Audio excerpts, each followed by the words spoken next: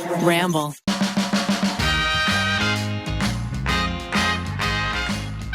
Thank you to DoorDash, HelloFresh, ShipStation, and Elf Cosmetics for sponsoring this episode. Hello, everybody. Welcome to You Can Sit With Us, our cutie booties. Let's see. I'm Ariel. I'm one of your hosts. We also have Becky. Hi.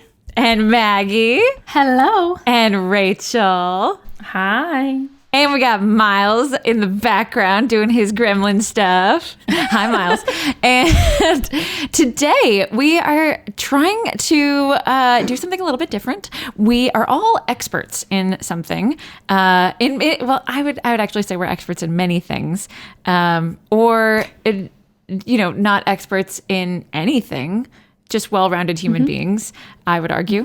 But we're going to try a segment that we are calling Ask an Expert, where we polled the internet. We all went on our Instagram and said, do you have any questions? Today we are doing an interior design questions. So we polled Instagram for all of your interior design questions, and we will be answering those on the podcast today, as well as questions from Becky, Maggie, and Rachel about their own interior design, queries. So let's get started. Do you guys Let's do it?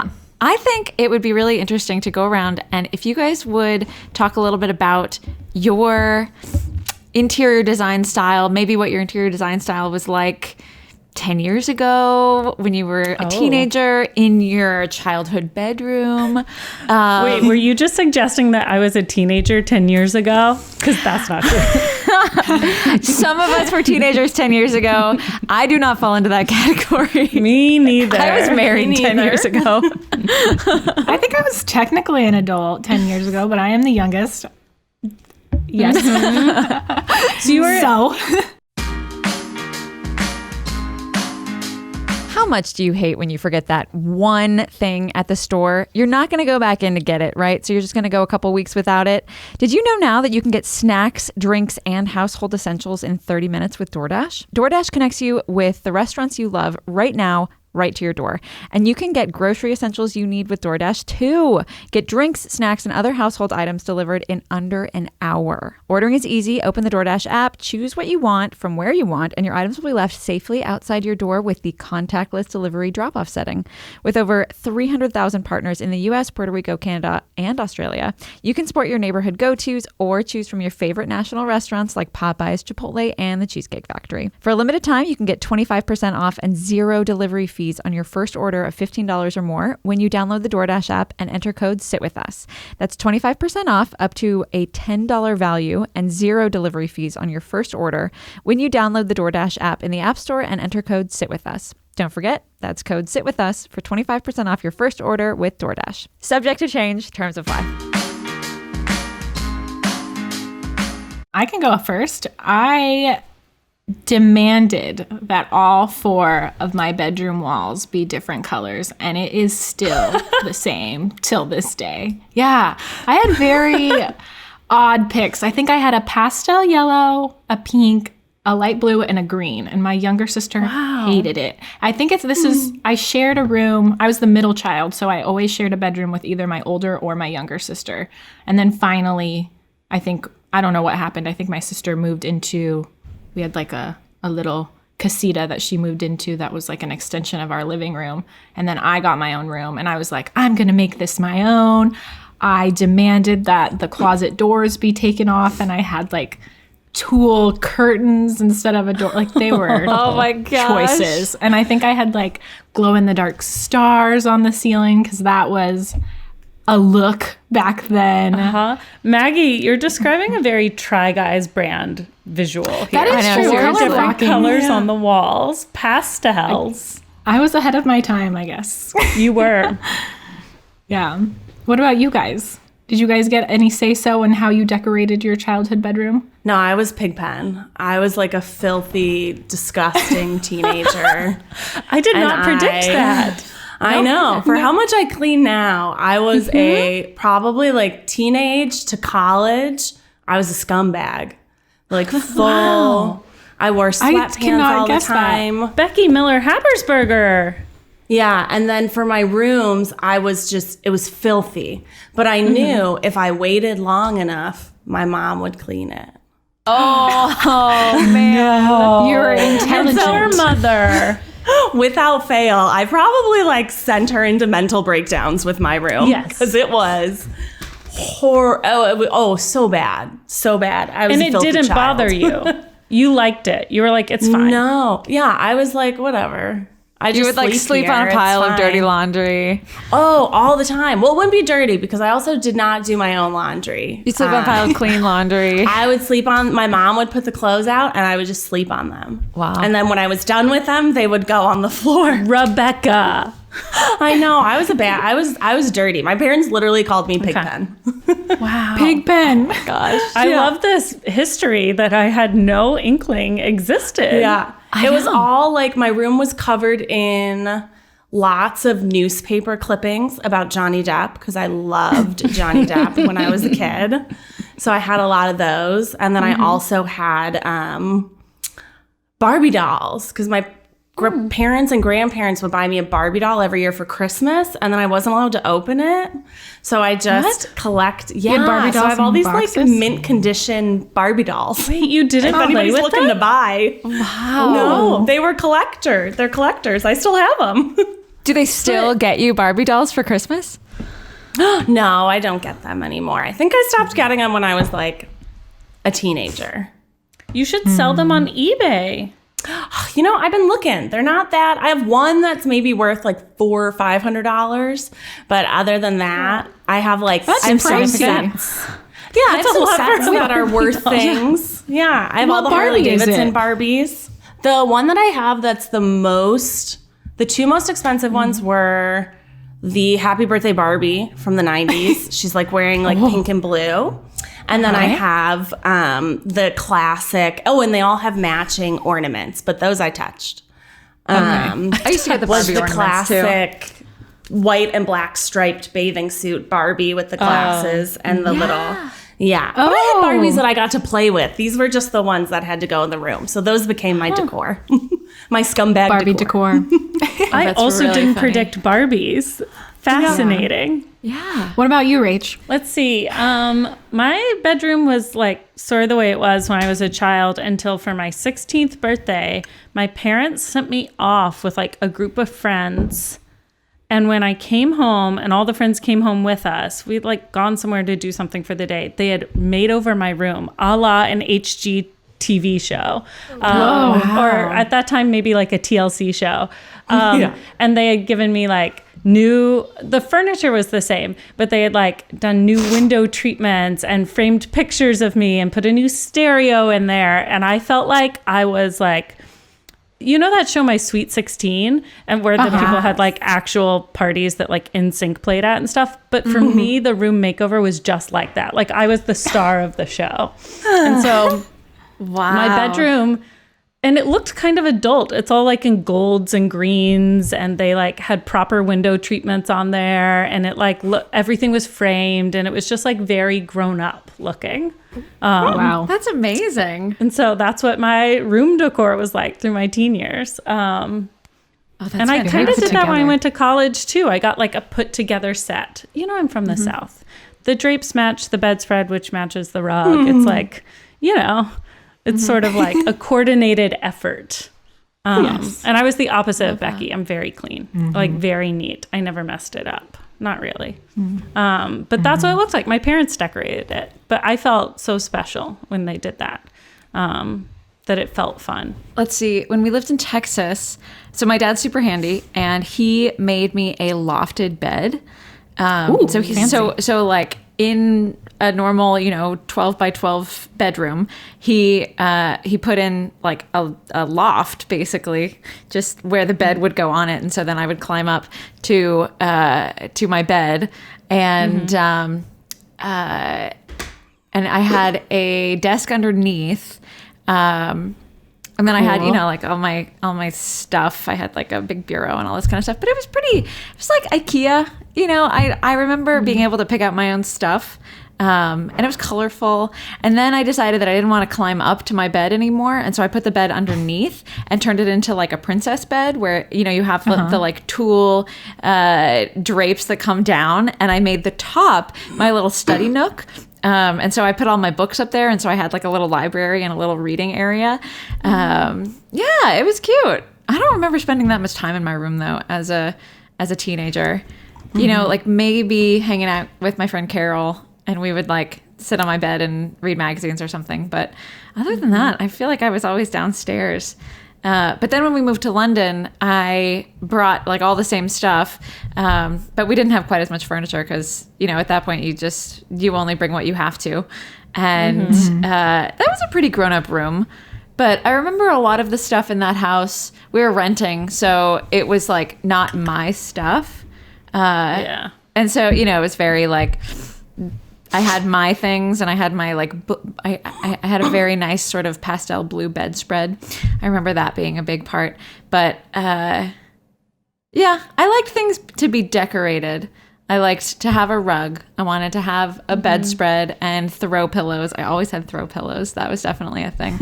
I feel like most teenagers don't have throw pillows.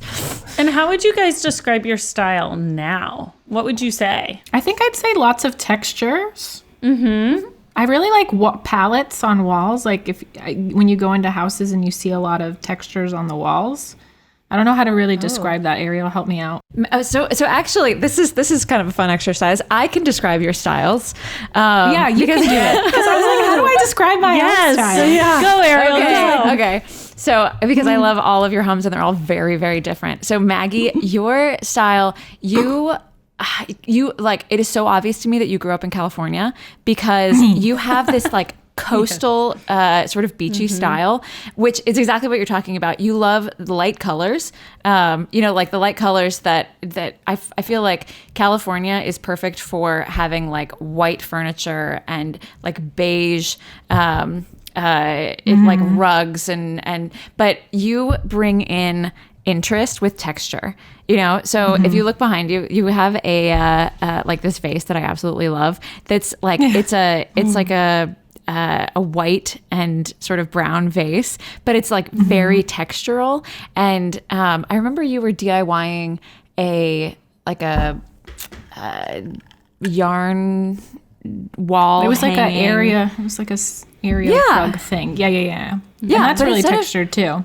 Yeah, exactly. But instead of putting, you know, like brightly colored art on the wall or something like that, you bring in interest with like texture, and it's a very soothing environment that like a lot of people use in sort of coastal cities. I'd like to incorporate more blacks, but depending on what room it is, you can't get away with doing a lot of blacks unless you have a lot of natural sunlight. So I wish I could incorporate more blacks into our apartment, but unfortunately we only have windows on like one side. I would describe your living room, Mags, as like feeling very serene. And you have a lot of furniture where I just have this gut reaction where I'm like, oh, I want to sit on that. It just looks comfy. It's cozy. I'm like, ooh, I want to cuddle on that. Soft blankets and like pillows. Let's see.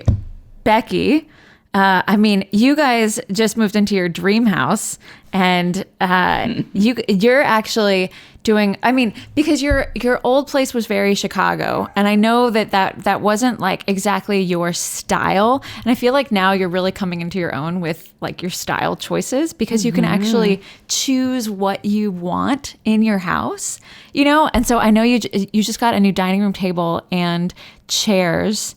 They're both vintage. Yeah. You guys are really. We love. You guys vintage. are like going deep in the vintage and the mid-century modern too. You know, like the really like beautiful wood tones, but like, and you know, things that I feel like people, you know, used in the 70s.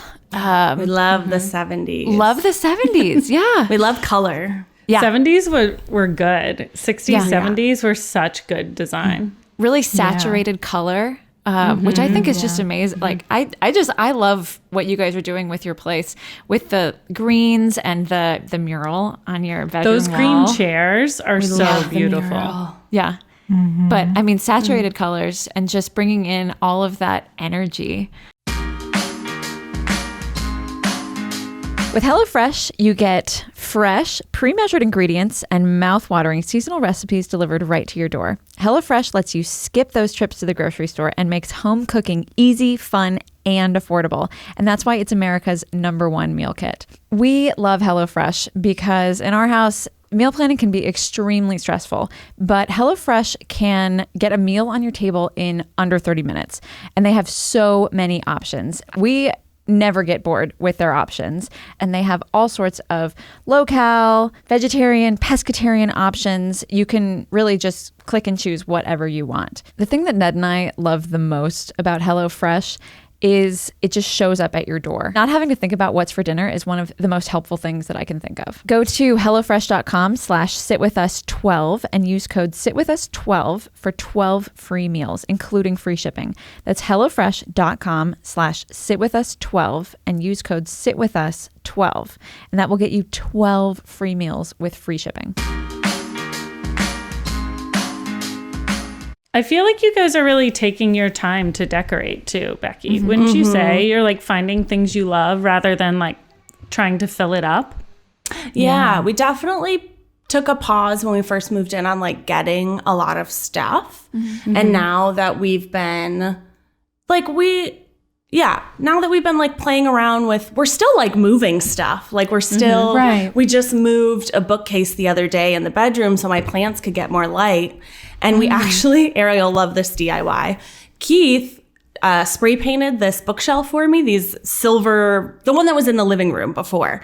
I wanted it to be black beams or black support beams instead of silver support beams. But I also wanted to paint our outside planters black because they're like this kind of bright green right now. So we went to Lowe's and had a full-on 30-minute conversation at Lowe's, a 30-minute conversation at home, started the DIY, and Keith was talking about the bookcase, and I was talking about the planter the entire time. Oh, my God. And so we were having these conversations of him being like, well, it's metal, it's metal. You don't have to sand it down that much. And I was like, I'm pretty sure it's ceramic. I replanted, or I like did something in it, and it's not... I think it's ceramic. I think we're really going to have to scrub it off. And he's like, no, get the soft grit. It'll be easy. It'll take 2 seconds. And I was like, wow, it's a pretty big planter. Did you guys have a disagreement on how much to get to? Well, because the internet said to buy more spray paint than you thought you would need. So we were like thinking about how we bought 2 cans of it. But then when we got home, he was walking to the bookshelf. And I walked outside to the planter. And I was like, where are you going? So we did just do the bookshelf. But yeah, I feel like we're constantly moving stuff. And then if we find something we like at the vintage stores, we'll move what we already have to fit the new piece, depending on what we like. Do you have any insider tips for finding good vintage stores? Like, how have you guys been doing that? We've just been hitting the different, like, we literally just Google vintage stores LA. But then the other way is there's this like underground world on Instagram of vintage resellers that all like kind of follow each other. So I also follow like just some people that are like, redoing, like our table came from someone who just redoes it at his house. Like he found it and he refurbished it. Yeah. So a lot of like local vendors. And then whenever we go to like a vintage store, we just try and talk to who's ever there to see like, where else do you like in this neighborhood? Or we go to like there's a vintage market in Huntington Beach that we go to, and we followed some of the vendors so that we could see where else they go. Cool. Interesting. Yeah, so it's just talking to people, I think. It's like a little underground world.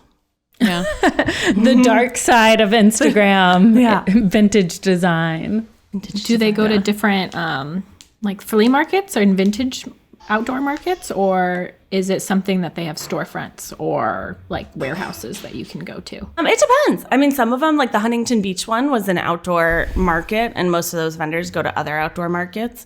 But like the guy we got our kitchen table from I think he just does it out of his garage. And then our chairs came from Sunbeam. I love Sunbeam. That place is great. They're so good. We have several things from them. Yeah, they're so wonderful. nice too. And their stuff's really good quality.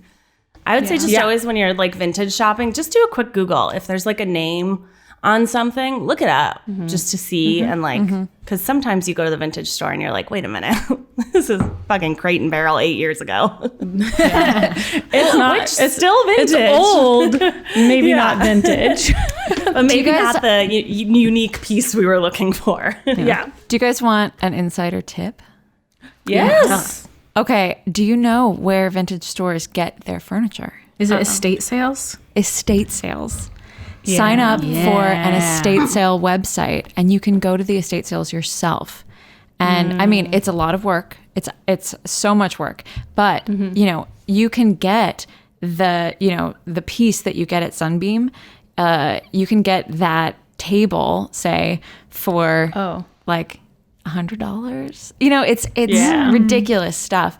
You know, for people who are looking for like seriously cheap furniture that's really, really good quality, you got to go to the estate sales. You got to show up early, show up like before they say it opens, and you will be in line with all of those. You'll be in line with the person who buys for Sunbeam. You'll be in line with the person who buys for, you know, all the different. Oh dang! Yeah, isn't that crazy? Yeah. Wait, but so they're these so estate sales, fun. do they take place at the same estate every time, or are these just like very wealthy people that Different are selling estate their sales. furniture? Not even very wealthy people. It is just people.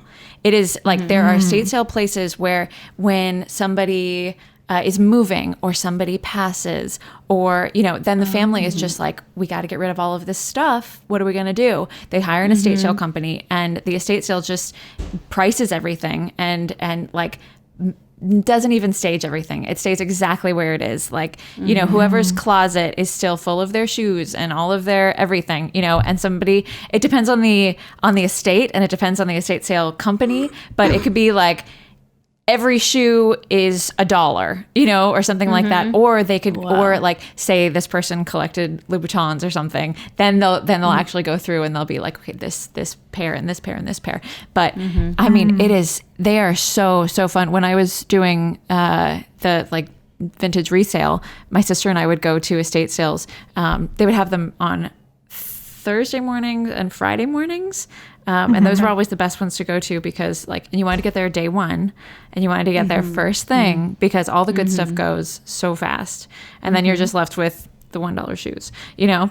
But I mean, and like everybody's looking for different stuff. So there's the like fashion buyers who are going in and they're looking at the shoes, they're looking at the purses, they're looking at the scarves and all that kind of stuff. Then there's the furniture people, and then there's the decor people, and then there's the people who are just looking for like big things, like the tools in the garage, you know, like they want to resell the lawnmower, or all those places that do like used appliances. So they're coming in, they're buying the refrigerator, they're buying the, isn't that KitchenAid. fascinating? Interesting. That's Oh my God. totally fascinating. I never even thought about what happened to someone's lawnmower. There are people who, you know, I mean, because if you think about it, somebody who I mean, it's kind of morbid to think about, but like somebody who passes and their children are taken care of, you know, like they're like, we don't want any of their stuff. We have stuff of our own. So how are we gonna get rid of all this stuff? And they have a perfectly good 2-year-old lawnmower. You know, it's like you got to get rid of all this stuff really fast. Yeah. But moving on, Rachel's style. Rach, you when I first went into your house, I was like, this is awesome, because you have we're talking about Becky's saturated colors. Your house your is rug. like saturated colors. Purple It is rug. the happiest house that I have ever been in, because it's just like your purple rug, and then the pink chairs, and the blue leather couch in the back. And what Pink color rug in did the you? kitchen. Yes. What color did you guys do your the built-in bench that Watts built? Is it yellow? Oh no, it's walnut, but there's a big giant yellow, like neon yellow, yellow pillow. on top. That's right. Yes. I mean, it's true. like you don't use one color twice. You know, We use a lot of colors. There's so much Yeah. color, and I love it. You know, it's like a lot of people will save color for like kids' rooms, and I'm like, why? use color all over the house if you love There's it. color everywhere. Yeah, I really like neon. So there's as much neon as possible without being actually neon. The way that you make it not busy is that the rest of the house is like very Clean. very neat and very soothing. You know, it's like you like if you look in the background of your Zoom screen right now, you've got the white walls with the black hardware, which is which is what we did with this house too. So I love it.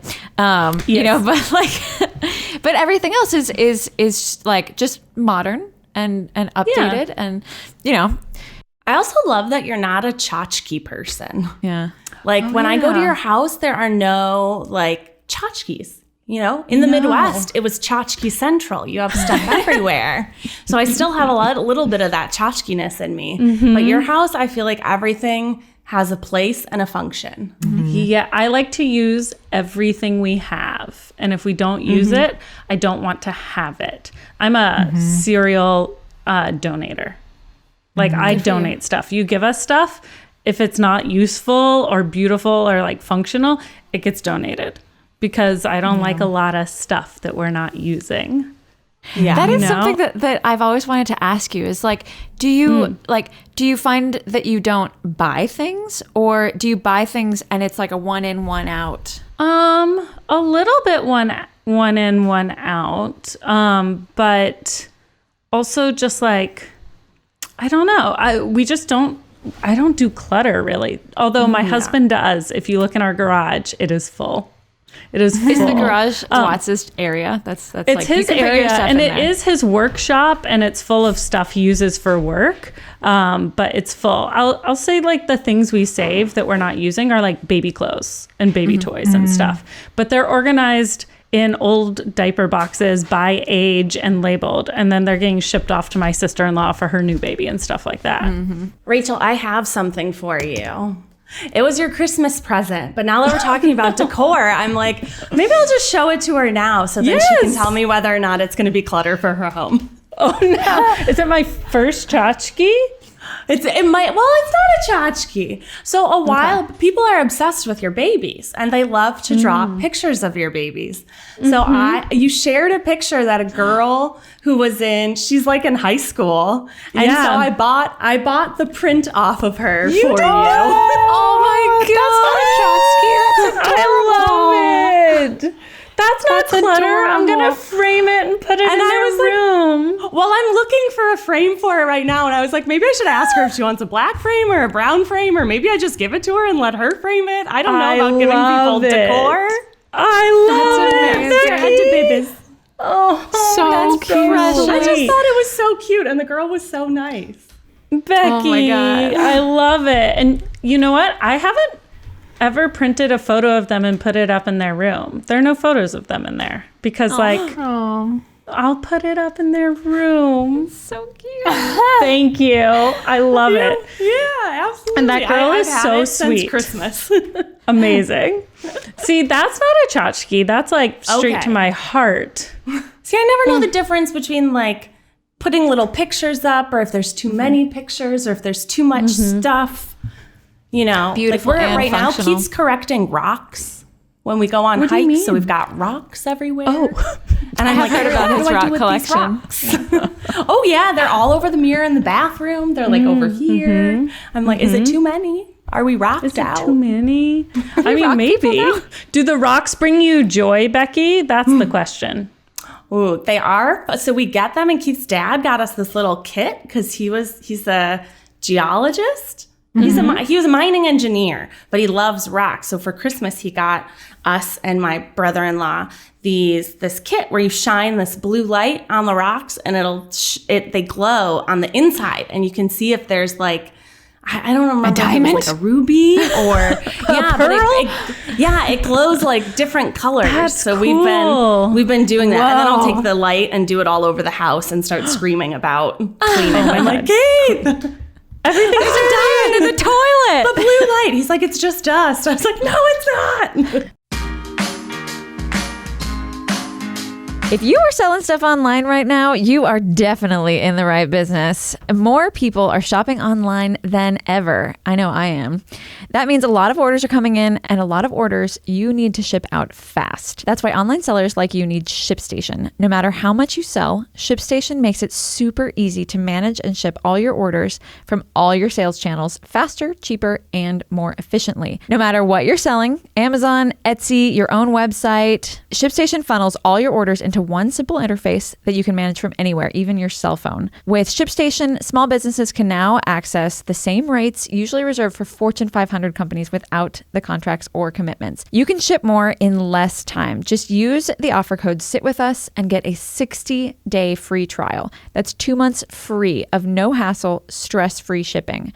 Go to ShipStation.com, click on the microphone at the top of the page, and type in Sit With Us. That's ShipStation.com. Enter offer code Sit With Us. Make ship happen. I would say the rocks bring joy. The thing about tchotchkes is if it brings you joy, then because I feel like you and I use the word tchotchke as kind of like a negative word, a decor that isn't like nice, but the and thing not is useful. But if you love it, then who cares?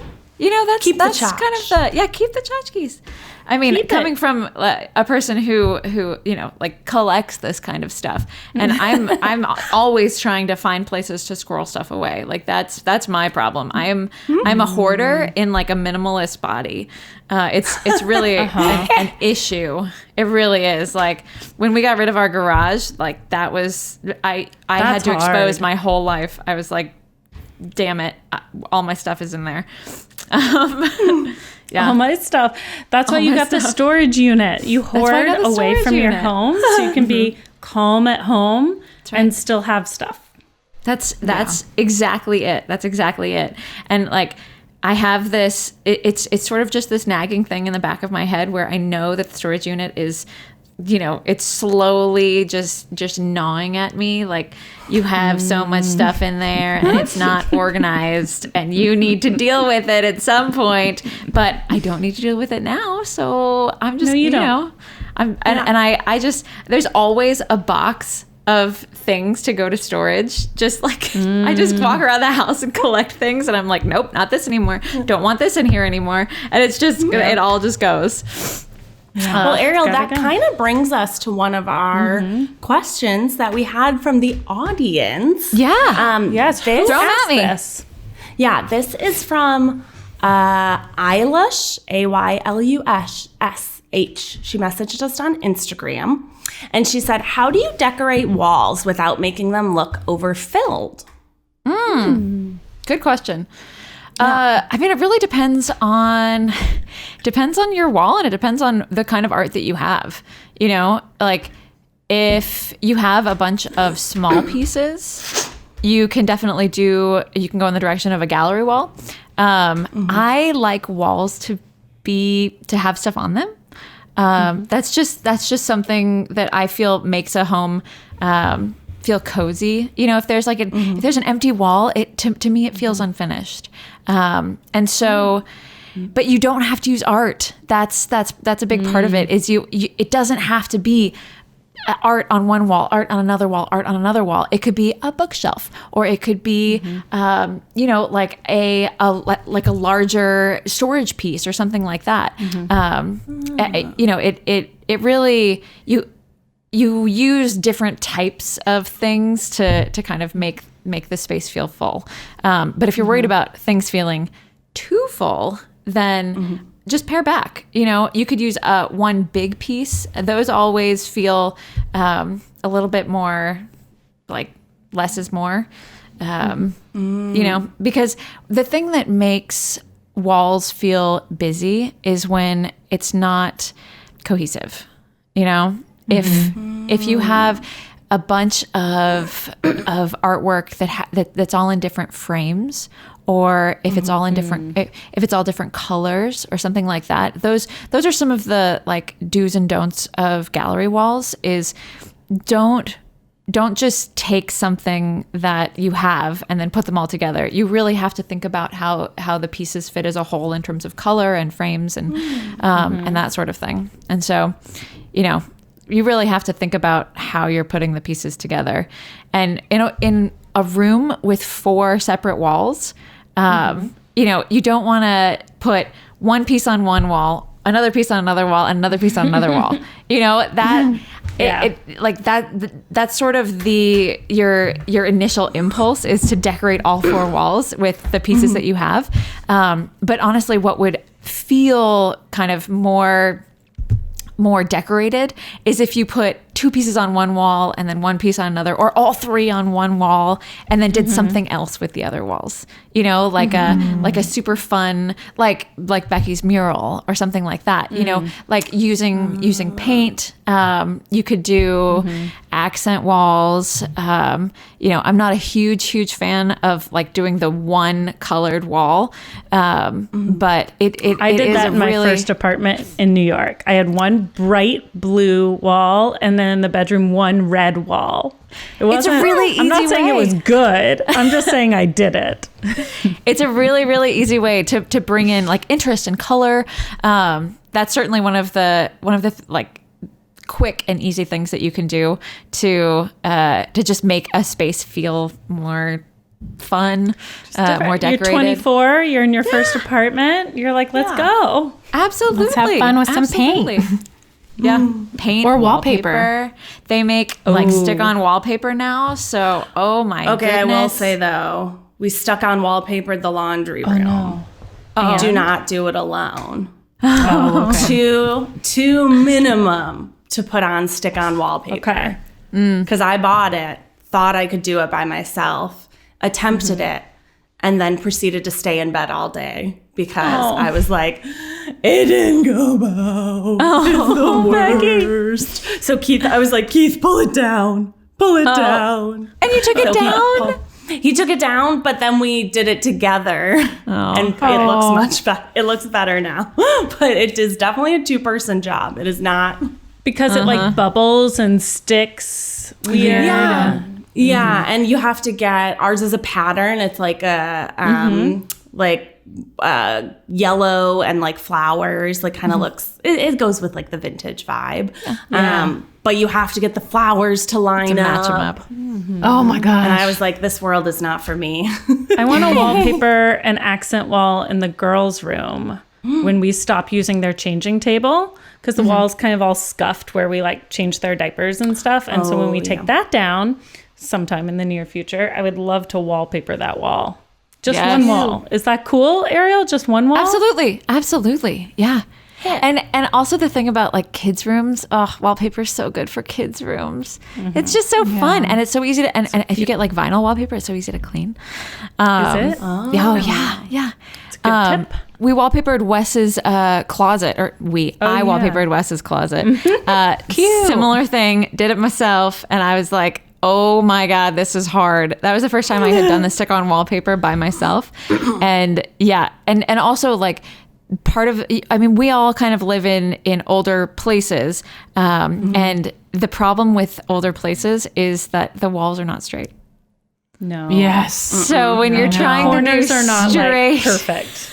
No. And so I found that like, one of the wallpaper pieces just went like awry, and I was like, how am I supposed to match up a pattern now? You start in one place and then it doesn't continue on to the next one. It was a disaster. Yeah. In college, I wallpapered our bathroom. It was like a smaller space. I was like, how do we make this warmer? But I did it by myself, and I couldn't get the wallpaper to go perfectly around the toilet, obviously, because there's plumbing. But there was just like this big gaping hole. Nobody knew about it, but I did. And I got charged a lot of money after I moved out, because when I ripped the wallpaper off, like, it was not kind to the wall. I should have just left it. Oh, no. Yeah. Oh. It was very expensive. It sucked. Oh, no. Expensive wallpaper. Yeah. But Would you wallpaper again, Maggie? Yeah. Yeah, I like wallpaper. If you owned your place, would you wallpaper it? Yeah.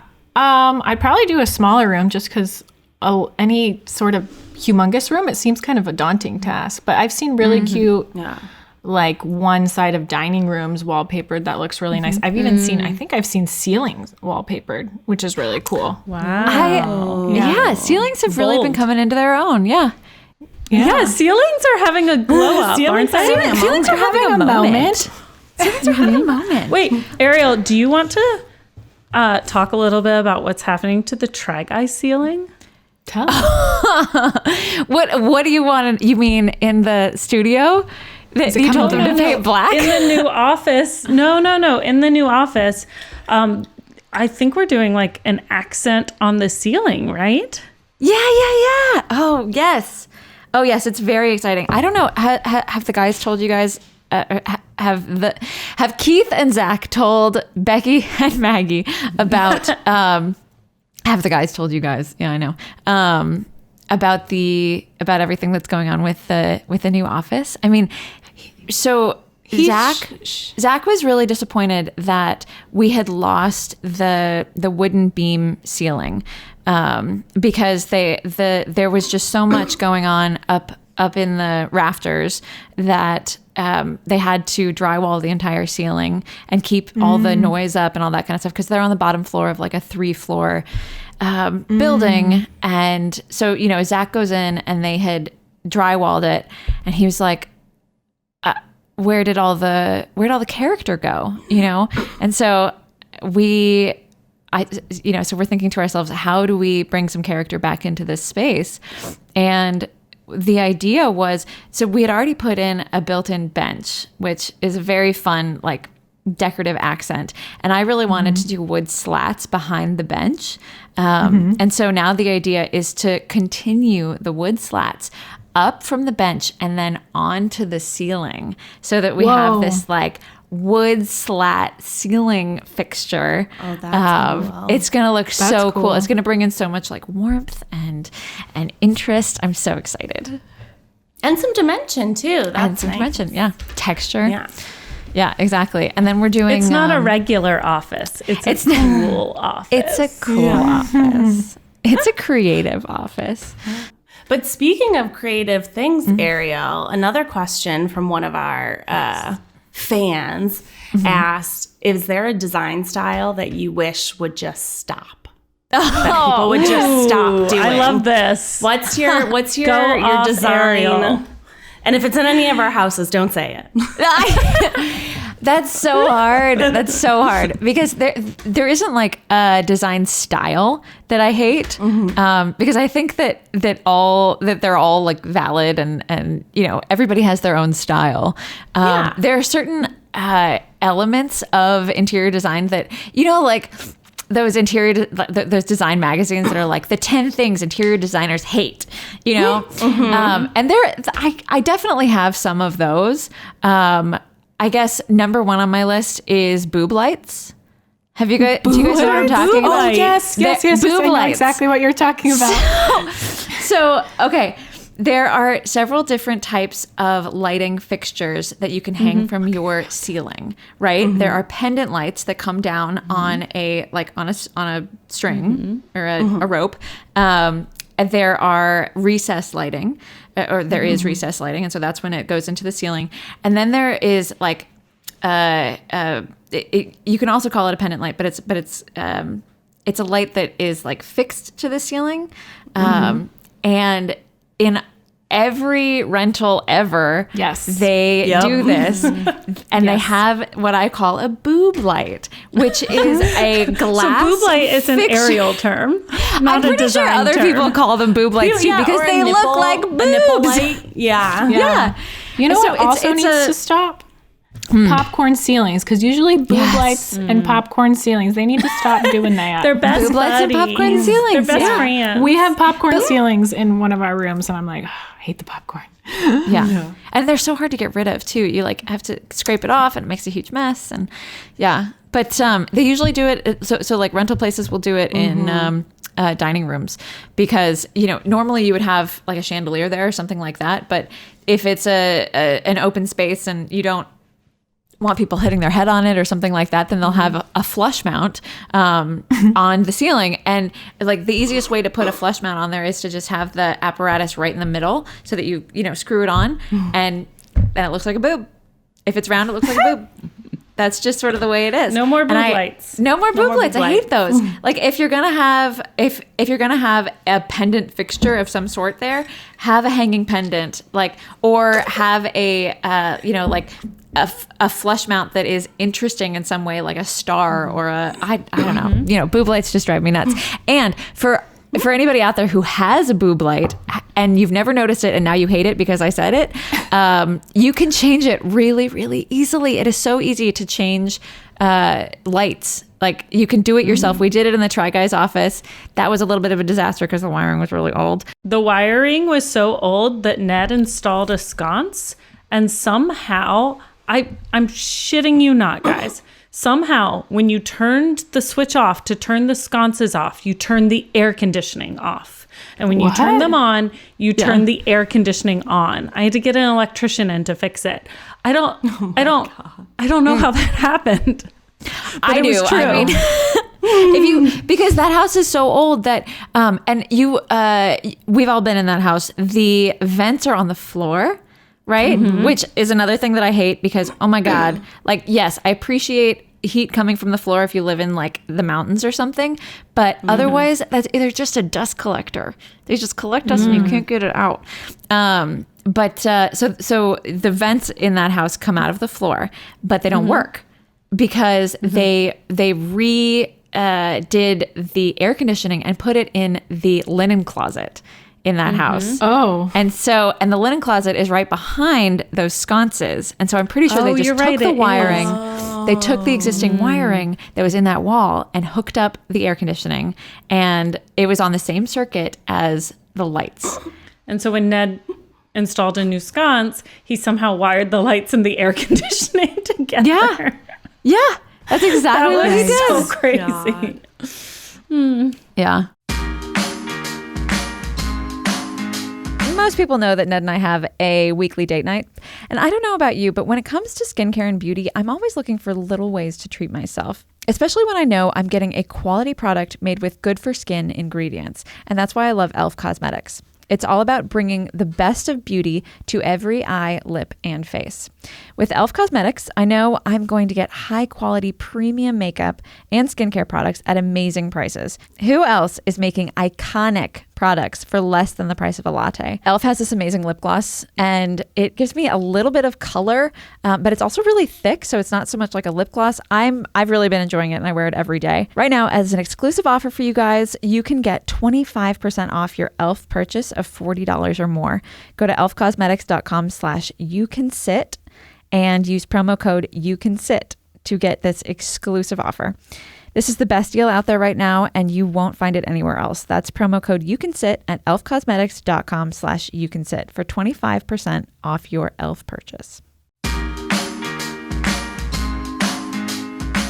I would say number 2 is, and this a lot of people have in their homes, and they probably don't realize it either, but curtains that don't touch the floor. Like a lot of people have it. You don't even realize that it's a thing because your windows don't touch the floor. So your curtains don't touch the floor. But I feel like curtains should always touch the floor. Or even if you have like a little one? If you have like a little one, I feel like curtains aren't the most appropriate thing to have there.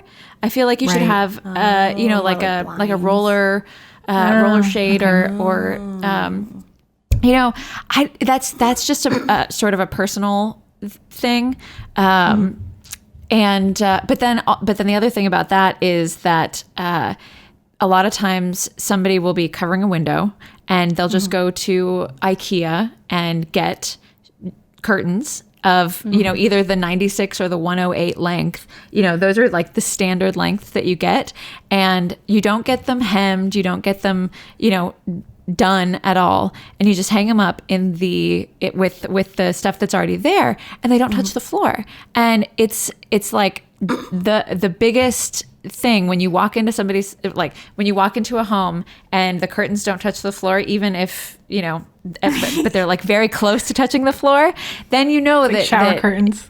Yeah, then that it's like they just went and got these at the IKEA or whatever, which is totally fine. But with a little bit of like extra effort, you can make it look custom. And you can make it look, perfect. Get the slightly longer length and then just send them through a sewing machine or get them hemmed at your dry cleaner or something like that so that they just touch, so that they touch the floor. All right. Ooh, good to know. Yeah. Mental note. Do we have more questions? What's been your favorite project that you've worked on as an interior designer? Because you've done pretty extreme projects. Is it your house? Because you did a complete remodel. I was gonna say it was definitely my house. It was the hardest project because because I had the hardest client, which was my husband. But I thought you were gonna say yourself. I thought I knew you thought I was gonna say me.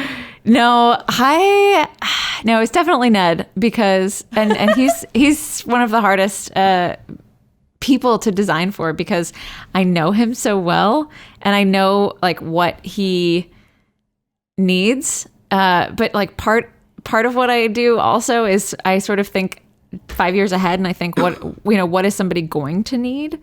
And that, and so thinking 5 years ahead for him, but then he is using something and he's like, why is this here? Why? I don't understand why you put this here. And I'm like, well, when our kids are 5, this is going to be really helpful. And he's like, but what about now? So he's rough. But yes, I would say my house was probably the most fun because it was the deepest one that it was down to the studs, had to choose every single thing. It was also the hardest.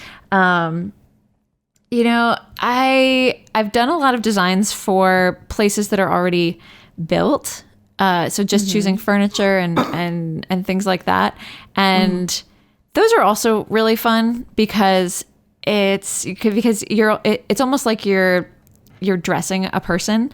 You're just choosing the furniture for a space that's already been built. So you choose the paint on the walls, you choose the rugs on the floor, and you can sort of think of it as a cohesive unit. And those are always really fun too. They're like little, one room makeovers. You can really just go nuts and create a fantasy space in your head. You can choose everything. When you're doing something like your house or the Try Guy's office where you're working on it from the studs up, how do you prevent getting decision fatigue? I don't. Because I get intense decision fatigue even just doing my job. And then I'll come home. Maggie, you must feel this way too. Where you have a lot of human interactions that have a lot of real-time decisions during the day, or when you're prepping for a big video or a big show and you're just hiring and deciding. And then at the end of the day, I'm like, I can't pick out clothes. I can't decide what to do for dinner. I just get stressed for little decisions because I'm so tired. Yeah. So how do you do that when you're deciding what the drywall looks like, where the electrical sockets go, what the hardware is, and the furniture, and the, it's a lot. 3 things. 1, I let other people make as many decisions as I can. So when it comes to things like where the outlets go and, the size of the baseboards and, when I know that it is not a decision that is super important, I let somebody else do it. I say, I say, go standard. I want all of the outlets at standard height. I want an outlet here. I want an outlet here. I want an outlet here. Standard height, okay. There's a standard for a reason. And then when it comes to so pretty much anything that somebody else can make the decision on, I let them do that. Or I just say show me 2 options and I'll choose one, I'm not gonna so the contractor at the office the other day, he actually was like, what baseboards do you want? And you could go into a rabbit hole of baseboards, and I'm thinking to myself no, this decision is not is not a big deal. This space, the baseboards are not something that people are going to want to be looking at, so we're not going to have these ornate baseboards. No, this is a modern space. We're going to do very standard baseboards. And I said, bring me 2 sizes of baseboards and bring a 5-inch and a 6-inch, and I will tell you which one I want, and we chose the 6-inch. There you go. It's done. It's like, it's those sorts of decisions that save me to make the bigger decisions, like, how, like, the furniture and the art and all this kind of, the decisions that you're going to see every day on camera that are going to really make the space what it is. 2, I try to make fewer decisions in my real life when I know that I need to be making decisions in other things, or in like design choices. And that's really one of the hardest ones. Is I wear like jeans, white tennis shoes, black t-shirt. Like, you guys have seen me on my days when I am not making decisions about. You're reminding me that I once read about the fact that Obama never picked out what he was wearing. He had an aide do that because the fewer decisions he made about what he was wearing, what he was eating, how he traveled somewhere, the more he could use his decision-making powers for things that mattered, right? Yeah. So like there was some family personal assistant who laid out his clothes every day or set out what he was supposed to wear or something, and decided what they would have for dinner. He never decided. That's great. I wish I didn't have to decide what I was having for dinner every night. I'm like, I need one of those. Where's my aid? Yeah, someone tell me. Yeah, but like, being very not picky about all of those other, things. To have a uniform so that you can use that decision-making power at work. And like making sure that the house is clean so that I don't have this like sort of mental clutter, Me too. Like that's a really big one for me is mental clutter. And so what I do with the house, and this is especially hard in quarantine because you're in your house all the time, but what I'll do is I'll just put like, if there is clutter, I just move it out of my frame of vision, and I make my desk very clean, or I make the bedroom very clean. I'm very compartmentalized in that way, where I'll put all the clutter into a different room and close the door. Okay. And then and then I do my exist. work. Yeah, exactly. And then 3, you can't do it all at once. Absolutely. There's no way that you can decorate an entire house or an entire office or even just a room in one sitting. You have to, you choose, you make a mood board, and then you go and you like feel the textures, and you sit on your decisions for a little while, and then you go and you change it a little bit and see, and when you're working with clients, especially, you go through several iterations, and it can be really hard to do that as just a human being, because here, I made these decisions for you. Oh, you don't like these decisions. That hurts me personally, but you can't let it hurt you personally. It's you just have to be like, okay, yeah, you're right. I completely understand that you don't like that color, so we're gonna choose a different color. But it is like, you have to get kind of a thick skin when it comes to the decisions that you make, and you have to lose the person, like the way you personally feel about it. And that's also why the house was so hard. It's because I personally felt very particular about things, because I was making decisions for me. And then, when like Ned would be like, I don't really like that, I'm kind of like, what? You don't like my decision? Yeah. And so, but decision fatigue is real. It really is. And there are certainly days when I have it. I try, so I don't have much time these days. And so when I was doing the mood boards for the guy's office, I did them all in like 2 days. And I was a zombie after that. I could make no decisions. Absolutely. I was like, food, coffee, dinner? Like, what are we doing? What are we doing? Yeah. I get that. Well, there is so much that we could talk about interior design. I'm glad we got to talk about you guys' spaces a little bit. That was really fun. I loved it. It was was really fun. Tell me about me. Tell me more about myself. Tell me what my sign is. I really want Becky to do that for us for makeup, to be like, well, your style is this. And Becky that's had a a good one. really fun idea. I don't know if you guys are down. If you're not, we'll cut this out. But Becky and she was giving me advice, and we were talking about coming on here and doing our makeup together live with Becky coaching us on what to do on would the be podcast. so fun. For Zoom. Specifically Zoom makeup. Yes. That would be really, really fun. That would be fun. It's kind of like getting together. We haven't been able to do that in so long. We don't go out together anymore. So. Anywho, that is all the time we have. We even went overtime on this one. But if anybody, if you guys have interior design questions, I love this stuff. This is what I like to do. As you can probably tell, I start talking really fast and I get, really loud and excited about it. So, maybe we'll do this again. I don't know. Absolutely. But I certainly... We can make this a whole segment thing that we do on the reg. Should I buy this? Which I think is always such a funny question, because like, I think usually when people ask me if they should buy something, they just want like validation that they should buy it, because of course they like, if they're asking me, they want it. So I never say no. I'm never going to say no. I'm going to say, well, where are you going to put it? It's beautiful. Get it. Anywho, I cannot wait to do this with all of you. But we'll have to wait for the next one.